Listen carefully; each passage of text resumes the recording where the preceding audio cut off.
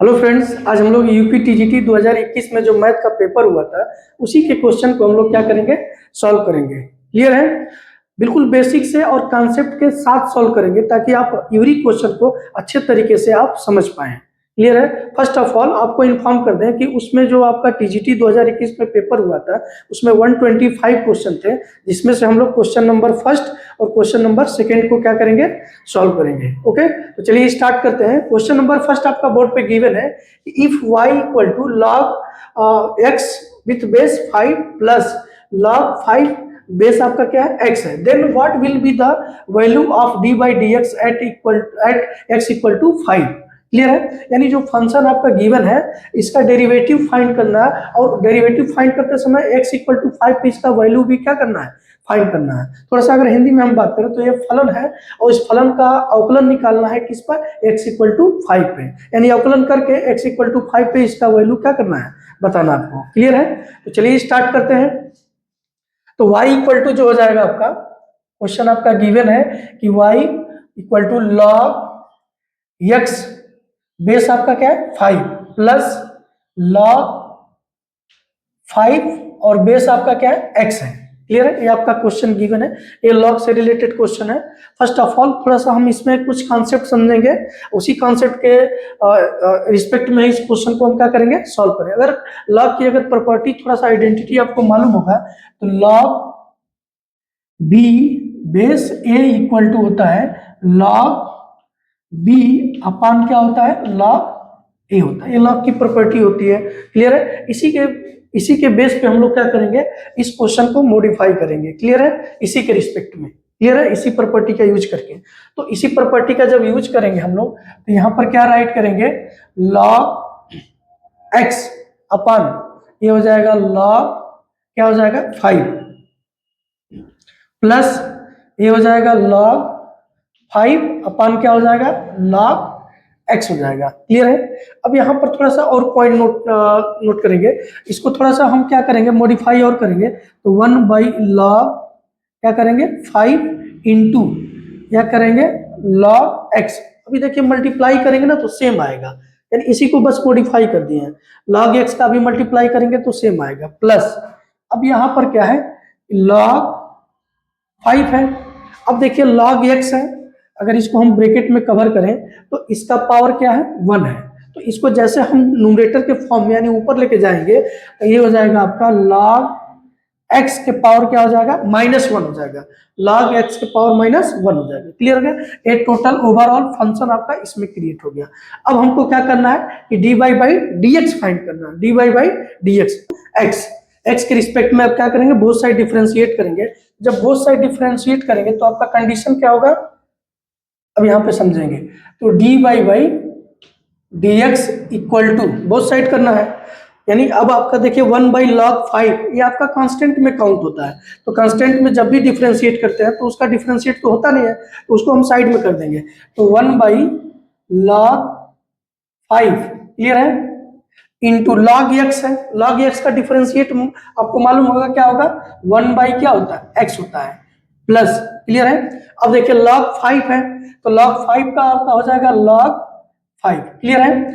अब यहाँ ये भी log 5 आपका कांस्टेंट था, जैसे इसमें 5 था, log 1 बाई log 5 कांस्टेंट था, इसमें भी log 5 क्या है, कांस्टेंट है। तो कांस्टेंट का डिफरेंशिएट नहीं होता तो उसको साइड में रखेंगे।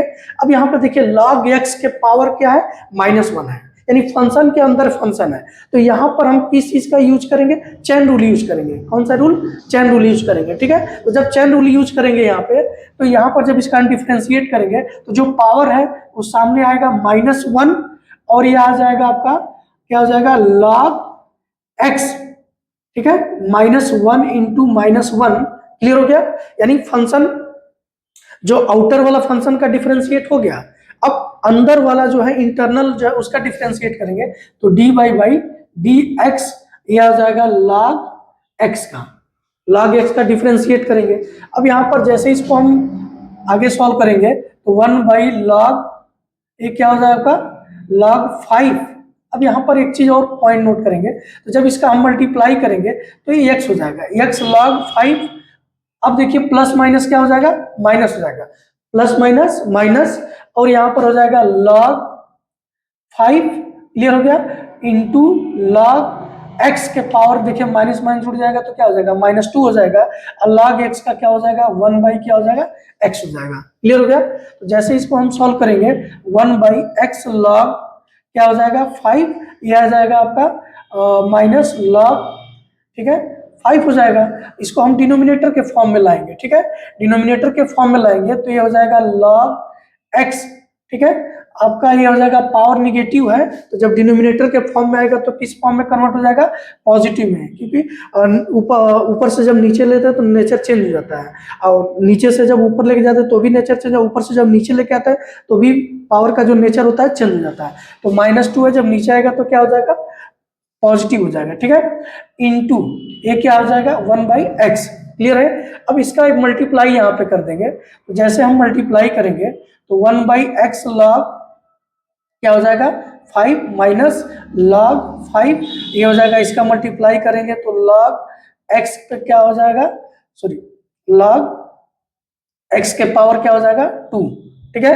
अब यहाँ पर हमको क्या फाइंड करना था, d by d x at x equal to 5, तो यहाँ पर d by d x x equal to 5 पे आपको वैल्यू चेक करना था। तो चलिए यहाँ पे चेक कर लेते हैं, x के जगह क्या रखेंगे 5, तो 1 बाई 5, x के जगह क्या रखेंगे 5, तो लॉग ये हो जाएगा लॉग 5 माइनस यहाँ पर हो जाएगा लॉग, यहाँ पर लॉग रहेगा, ठीक है, लॉग 5 अपान ये x के जगह क्या पुट करना है 5 लॉग, ठीक है, ये आ जाएगा 5 का आपका क्या हो जाएगा होल स्क्वायर। अच्छा आप देखिए लॉग 5 पे डबल है तो ये कैंसिल हो जाएगा, ठीक है, यहाँ पर देखिए एक बचेगा 5 लॉग x 5, ठीक है, 5 लॉग 5, यहाँ 5 सेम टू सेम पड़ रहा है तो यहाँ से एक कैंसिल हो जाएगा तो टोटल आपका क्या हो जाएगा 0, तो यानी जो ऑप्शन आपका आएगा क्या हो जाएगा 0 हो जाएगा। क्लियर हो गया। अब हम लोग क्वेश्चन नंबर सेकंड को सॉल्व करेंगे। क्वेश्चन नंबर सेकंड आपका बोर्ड पे गिवन है कि द मिनिमम वैल्यू ऑफ